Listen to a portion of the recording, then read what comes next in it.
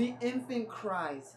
The tears run down the mother's face as he strikes her again and again and again in his drunken anger and his drunken rage, throwing her against the wall as she struggled to assess his wrath and his mental gauge. He punches her hair, kicks her there, bruises covering her like discolored words on a bleeding page, having her realize that like this, she will never live to see a ripe old age.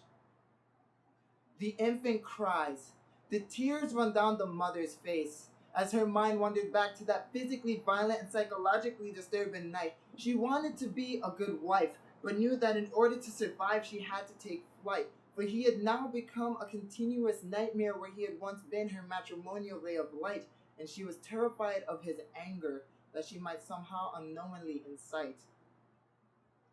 The infant cries. The tears run down the mother's face as she waits for her husband to come home later that night to start the madness again.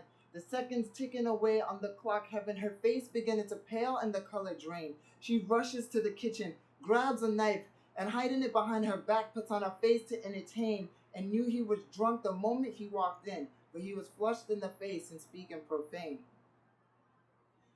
The mother cries. The tears run down the father's face as she stabs at him again and again and again. Within his chest and at his heart, the blood splatters on her clothes and her face to the point you could not tell them apart.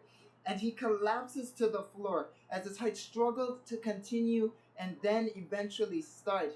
Having realized his end, his curses and his threats on her, with his final breath he angrily imparts. The father cries.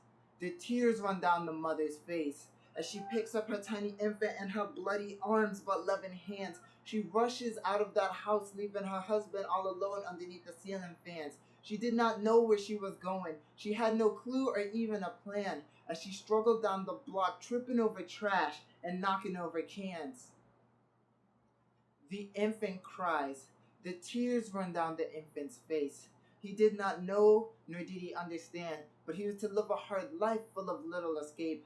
Having been the product of a night full of domestic abuse and consummated rape, he continued to cry, his soul wailing out unknown horrors with his mouth agape within his mother's arms, as she disappeared down that lonely street, becoming nothing more than a dark and distorted shape.